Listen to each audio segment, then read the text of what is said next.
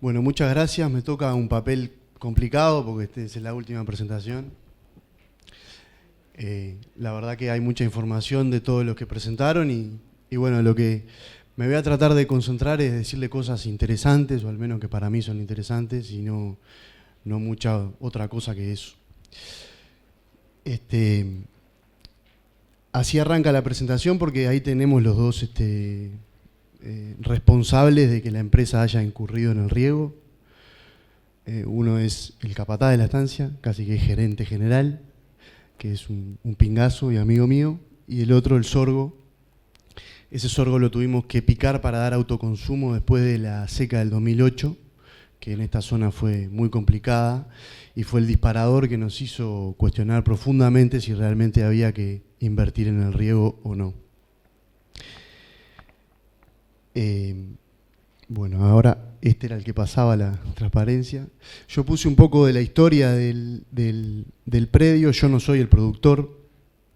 Me presentaron como productor. Yo soy productor, pequeño productor rural, pero no soy el productor. El productor es un productor de fuera del sector y me pareció interesante. Me parece que hay muchos que hacen todo este razonamiento para la hora de tomar las decisiones, de ver si ponen el riego o no. Es un productor de fuera del sector que creo que la línea de razonamiento que él tomó, que además de todo es un empresario muy exitoso, del cual he aprendido mucho, y bastante veterano hoy, pero sigue al pie del cañón. Le resumí la historia de la empresa. El campo se compró en el 97 y hoy estamos en el 2019. Yo arranqué a trabajar en la empresa en el 2003. Hoy he disminuido mi participación debido a que la nieta del productor es la que se encarga un poco de todo. Pero el predio sigue con la misma lógica que hemos mantenido hasta hoy. En el 2003 arrancamos con pasturas, Lotus Rincón y Lotus Macu. Yo hice en el 2006 la tesis en esta casa con el señor Formoso, el cual tengo gran aprecio, y sobre las parcelas que mostraron hoy que están regando. Pero bueno, en el 2008 hay una seca en la cual la preñez promedio de la zona fue del 38% y realmente fue muy complicado. Fue un año en el cual nosotros tuvimos un ingreso de capital cercano a cero y realmente nos salvó ese sorgo que estuvo desde octubre hasta el 8 de enero abajo de la tierra y nació después de la lluvia del 8 de enero. Para mí es importante, las características del predio son 2.650 hectáreas, está bien diversificado, hay 1.500 hectáreas forestales, 1.070 ganaderas y 80 hectáreas bajo riego que las aparté para el análisis. Les quiero marcar un poco el riego dónde está y para qué es, que tenemos muchas coincidencias con lo que están haciendo en el sur. El riego es el 6% de la superficie ganadera y es el menos del 2% de la superficie de toda la estancia. La parte forestal está bastante separada. Hoy hay en la estancia 950 vientres. Algunas características medias generales es que se refuga todo lo que falla de las ecografías, se refuga gordo, dependiendo de cómo la disponibilidad de pasto, pero no se vende ganado de invernada. Se desteta todo siempre en abril o primeros días de mayo o más tardar, dependiendo si llueve o no llueve.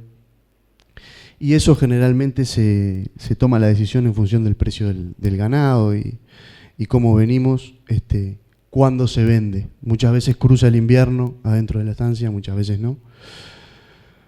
Un poco lo que también marcó otro de los que presentó, querían marcar qué suelo se está regando y qué es lo que está cumpliendo acá el riego. El pivote está acá, se está regando un 212, es un suelo que tiene 83 de Coniat, que es principal en la estancia, y que esto es 18 kilómetros hacia el norte. Por la ruta, en el 161 de la ruta 7. Enmarcar un poco los dos pilares del manejo reproductivo. El primero es la nutrición, que desde hace tiempo ya y muy seguido por Victoria, que es la veterinaria, que es la dueña del predio. El principal factor es tratar de tener una visión más a tiempo real de lo que estamos acostumbrados del estado nutricional de las vacas y enfocarnos en eso. Hacemos ciclicidad en diciembre, siempre, tratando de apartar las vacas que están en anestro superficial, anestro profundo, porque es clave para tratar de agregarle valor a toda la estancia a través de esa pequeña área que está bajo riego. Y la otra es también utilizar técnicas reproductivas para concentrar el intervalo interparto y la época de aparición. Esto es inseminación en las vaquillonas, estamos probando alguna otra cosa asociada a la tablilla. Y bueno, esto es muy importante porque si bien son los dos pilares, esto también está enfocado en la nutrición. Más allá de que es reproductivo, es muy importante. Toda esta descripción está porque me cuesta mucho hablar solo del riego. Realmente me cuesta condensar todo en el riego porque la toma de decisión del riego tiene que estar anclada en un enfoque de sistema. Tenemos que ser muy cautelosos, me parece. Nunca hay cosas que son difíciles de jerarquizar. Y hoy hablaban del Lamborghini, hablaban de los gastos. Me pareció muy buena traer a la UTI acá porque es un jugador importantísimo y la verdad me sorprendió la claridad con lo que mostraron las cosas y es súper importante avanzar en desglosar esos costos porque mueven la aguja y varían la decisión. Ahora, el enfoque de sistema se da porque cuando uno mira la gran figura de lo que pasa todos los años, yo tengo esta grafiquita que siempre que arranca un ejercicio, que termina un ejercicio, cierro un ejercicio, la vuelvo a mirar, la trato de ajustar, le subo un poco la tasa de crecimiento, se la bajo. Y esta básicamente es la demanda del ganado que en promedio está en el predio y en azul está lo que sería el crecimiento del pasto en cristalino y ajustado con la superficie de pasturas que hay. Y en verde una tentativa de la suplementación que a veces ponemos o no ponemos dependiendo de cómo viene el año. Pero es súper importante entender que nosotros sistemáticamente tenemos este agujero y que realmente nos mueve muchísimo los indicadores de todos los predios del Uruguay. Ese agujero a veces no se da. El año pasado, básicamente, llovió todo el verano y si uno hace la capacidad de producción de materia seca que tiene y lo que podría consumir y todo eso, tendríamos que haber producido 300 kilos de carne, haber preñado el 95% de las vacas, haber destetado los terneros con 210 kilos y eso no pasa. No pasa porque no tenemos el sistema diseñado para capturar cuando llueve. Y eso es un acercamiento que nos genera el riego. El riego nos genera tener predecibilidad de lo que pasa. Y yo creo que ese en la gran figura es de lo más importante. Yo puedo hacer un balance forrajero que sé que dentro del riego se va a cumplir. Y eso, en mi razonamiento, es como decir, yo tengo un contrato con un molino que me pone 200 toneladas de raciones de destete precoz en la puerta de la estancia todos los años al mismo precio. Y eso para mí es un valor agregado que tenemos que pensar. Yo le mostré la historia porque entiendo la dificultad de un productor que está todos los días, que vive del predio para tomar la decisión, pero también hay productores como estos que son productores que están acostumbrados a tomar decisiones y también hay que explotarlo esto en el Uruguay, además de la importancia que tiene levantar los indicadores. Esta gráfica es tan así, este punto es tan hacia arriba, no, capaz que no, depende del año, siempre varía. Pero el problema que hay sobre esta gráfica es que está tomada la decisión como enfoque de sistema. Lo que estoy haciendo yo en el predio últimamente es simplemente eso. Y yo creo que siguen en el tiempo volviendo contra esto porque lo que nos ha permitido este enfoque, nosotros teníamos un problema importante que era la amplitud de la aparición. Nosotros teníamos una aparición que empezaba a fines de agosto y que terminaba a fines de noviembre. Y siempre que tratábamos de sacar el toro antes para cortarla, veíamos que las vacas nos iban a preñar y siempre y creo que a todos nos pasa, porque al Uruguay le pasa, se nos corre esta barrita, se tiende a correr para acá. Y cuando se corre para acá y nos agarra una seca como esta, que ha pasado acá en Florida, nos parte al medio. Nos parte al medio porque las vacas no se preñan y los terneros pesan 110 kilos. Y hay que pesarlo. porque pesan 110 kilos, 120 kilos. Y paradójicamente creo que también tenemos que pensar que el manejo de esto no es necesario el riego. Fue una de las cosas que más si ustedes ven la primera transparencia de la historia, estuvimos 2 años y medio evaluando el proyecto, evaluando dónde iba la represa, evaluando el costo del milímetro, evaluando cuánto nos iba a cobrar UTE por la potencia contratada, evaluando la tarifa esa que solo te cobra en verano, pero es mentira porque hemos usado el riego en julio, como dijo el hombre de la UTE. Y nos ha pegado mucho en el sistema usarlo en julio. Ahora, el manejo del campo natural de las 1.200 hectáreas ganaderas es mucho más importante que tomar la decisión de poner el riego. Y eso como agrónomo lo tengo que tirar arriba de la mesa. Porque claramente hay que entrar en muchos detalles para manejar el riego por superficie, para manejar los pivots. El equipo de la estancia saca los pescados podridos de la punta del pivot una vez por semana, porque la bomba se chupa la tararera. O sea, hay un montón de cosas que también complejiza el riego, que es un escalón que hay que mirar muy bien a la hora de tomar la decisión, porque hay que tener la capacidad de entender si me va a hacer la diferencia o no. Y eso es un consejo que les doy abiertamente.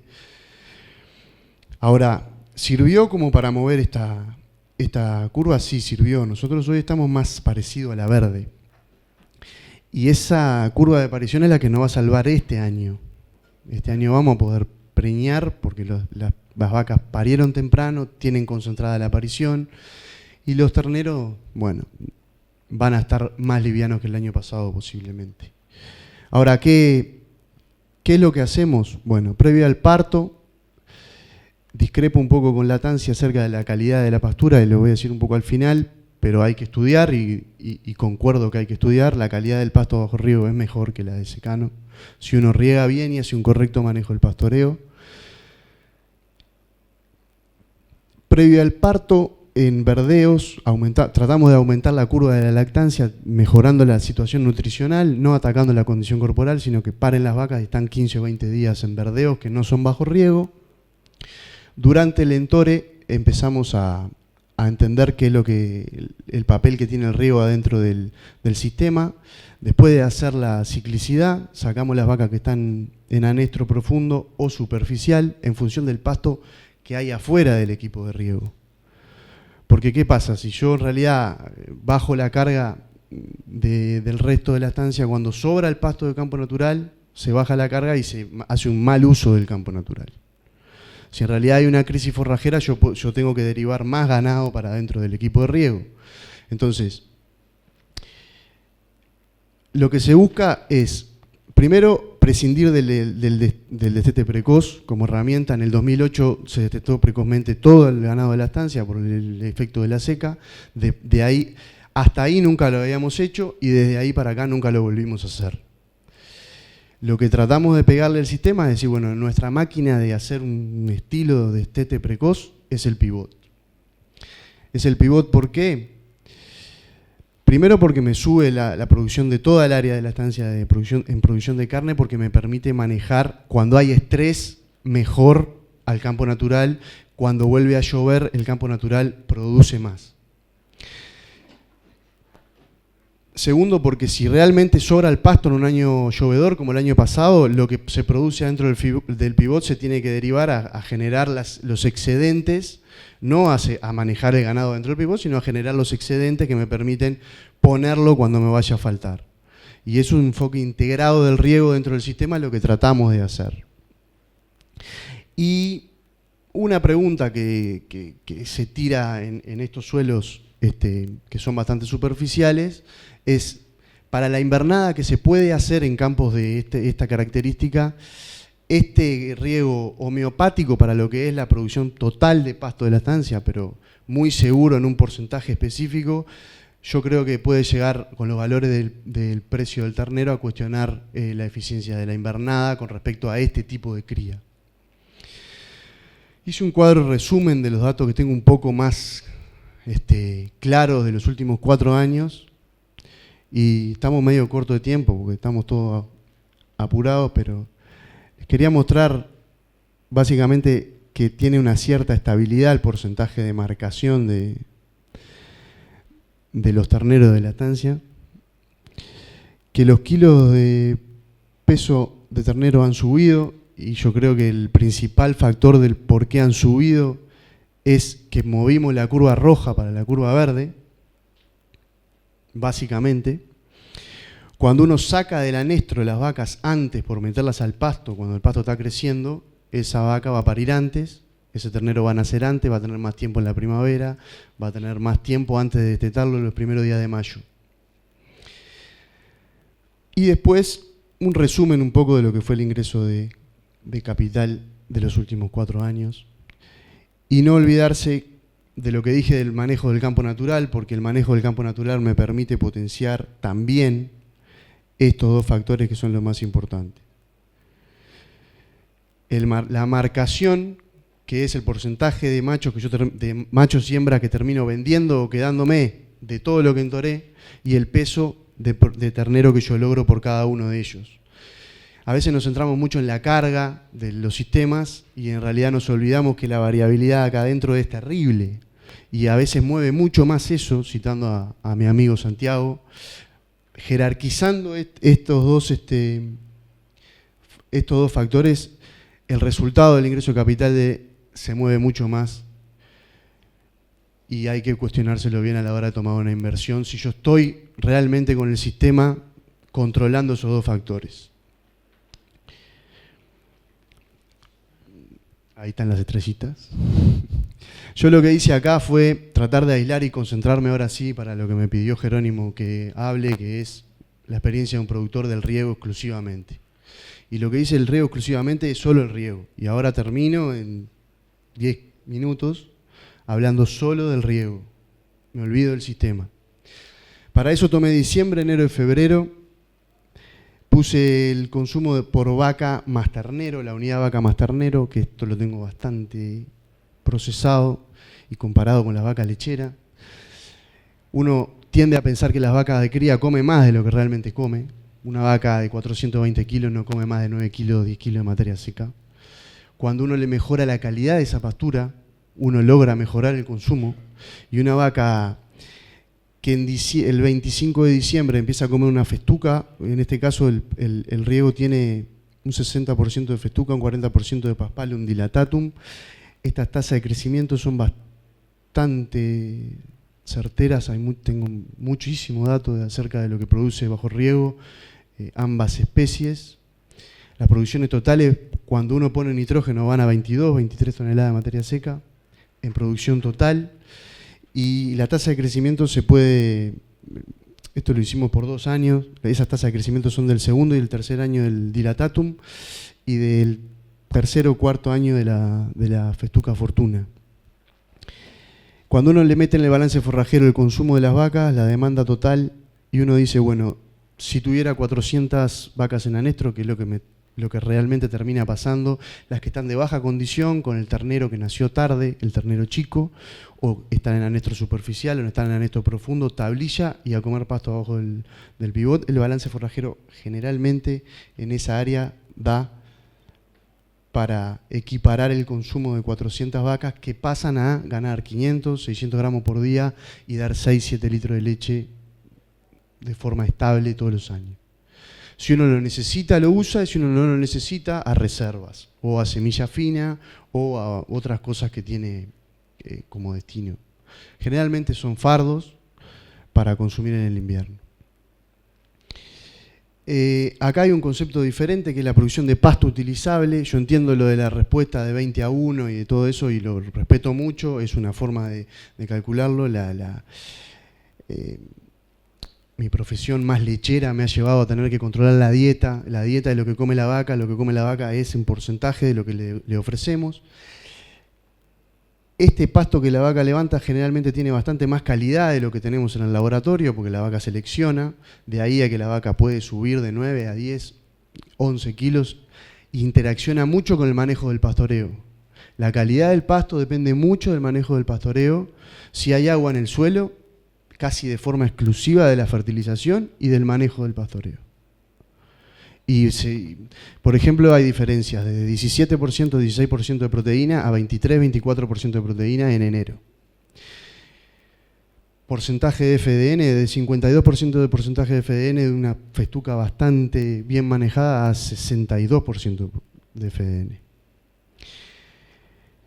Esto lo que cambia mucho es el impacto de lo que logro, porque no es lo mismo que se coman 9 kilos a que se coman 12, y no es lo mismo que tengan 22% de proteína que tengan 16. Entonces también afecta el manejo fino. Si uno lo hace relativamente prolijo, lo que quiero justificar, y realmente es mi convicción, es que es un aparato de asegurar y estabilizar los índices de reproductivos. Acá no hay invernada, no hay complejidad. El productor, por sus características, tampoco puede andar comprando y vendiendo ganado y complicándose la entrada en el precio de salida y todas las complicaciones que eso genera. Y es una decisión tomada como enfoque general del predio. Lo que puse acá es más o menos lo que presentó mi amigo el pelado. Nos sale los kilos de pasto diferenciales que produce el riego, que es sobre los que hice la cuenta. Son estos 5.724 kilos que producen en diciembre, enero y febrero a esas tasas de crecimiento. Suponiendo que el resto del año esa festuca se comporta como una festuca cualquiera, que no la estoy regando, cosa que no es así, porque por algo llegan a producciones de 21 y 22 toneladas. Esos 5.000 kilos que yo me puedo comer, al final me salen $50 por tonelada, porque el diferencial de fertilización que habló me parece muy alineado a la Tansi es, si nosotros vamos a regar, el manejo de la fertilización tiene que ser para regar.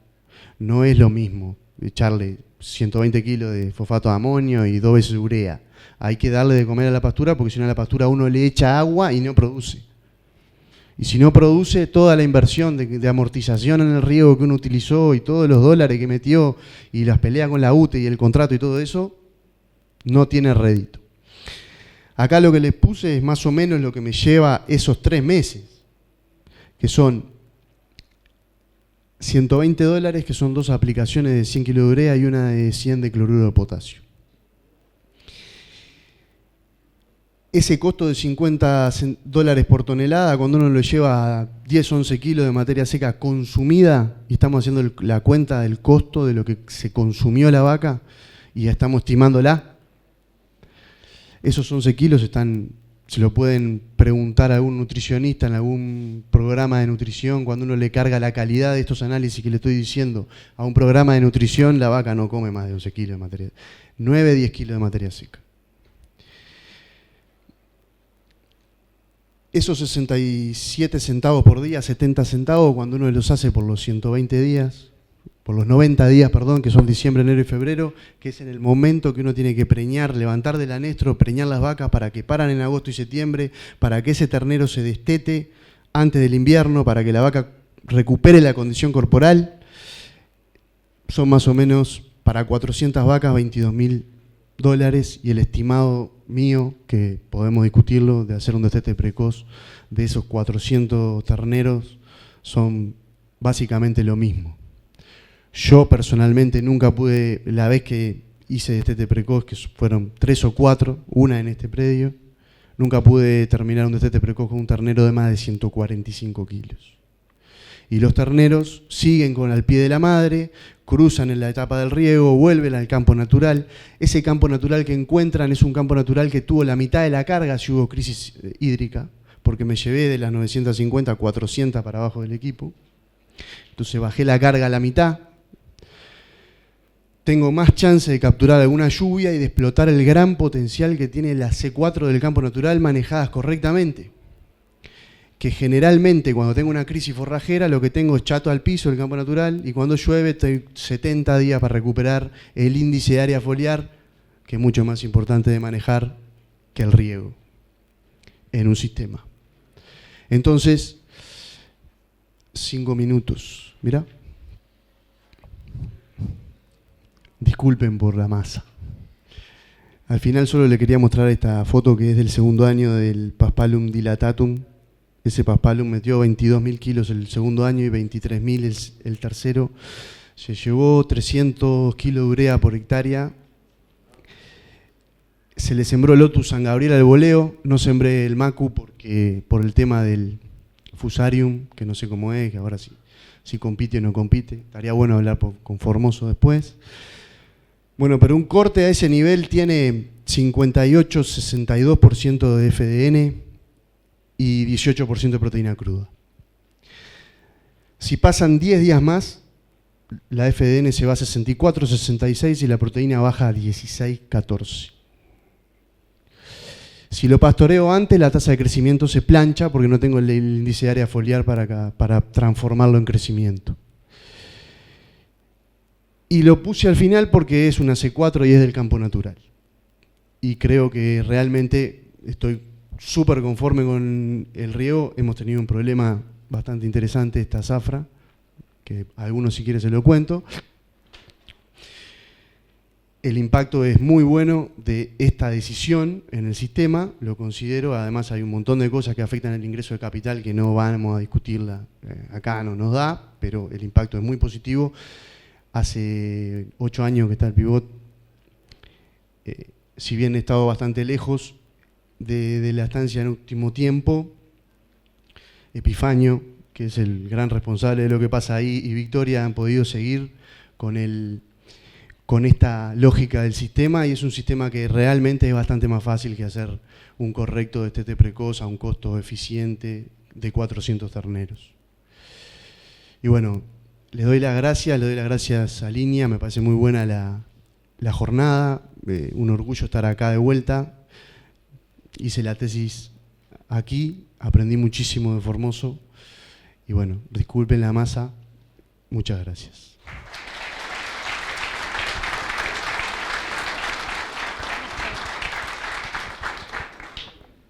Muchas gracias, Ignacio. Unas preguntas para ti. Ya estamos en el cierre, así que pedimos en lo posible que sea breve la respuesta. ¿El riego es solo de Festuca y Paspalum o se ha regado otras especies? Bueno, van rápidas. Del 2008 al 2012 hicimos semilla de Lotus corniculatus, maíz para silo, semilla de Winterstar, de Ryegrass, semilla de Festuca. Realmente los resultados, digo, no están en los 800 kilos de carne por $2, no están, pero han pagado la amortización y han redituado en un margen de $200-300 para el resto de la estancia. Después de que se nos complicó básicamente mi operativa, decidí estabilizar el sistema así y es como va a seguir funcionando. ¿Qué variedades de Festuca? Fortuna y Sureño. Permitime. ¿Han regado cultivos forrajeros como maíz o sorgo? En caso afirmativo, ¿qué comparación haría con el impacto global en el sistema entre regar cultivos versus pastos? Y bueno, ahí el enfoque de sistemas manda, ¿no? Uno cuando hace maíz, los potenciales van en esos. Primero que me cuesta bastante hacer un cultivo anual en esos suelos. Esa es la realidad. Me parece que hay que cuidarlo al suelo, el riego tiene una mayor uso, cruza más agua por el suelo. Eso tiene potencialmente un mayor riesgo de erosión. Se nota en alguna huella, no sé si ven ahí, es el camino para ir al centro del pivot. Está hecho medio por la divisoria de agua, pero se nota un efecto del tema, lo estamos cuidando. Y ese potencial en estos suelos me parece que no hay que explorarlo demasiado, no hay que darle mucha bola.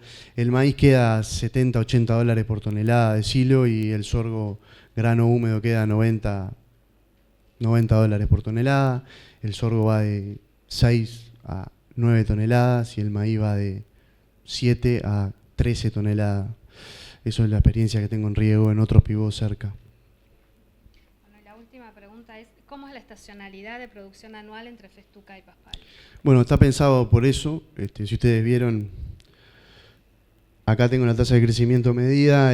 Cuando en diciembre la Festuca crece 70, 85, 70, que depende mucho del manejo del pastoreo, el nitrógeno y el riego sobre todo.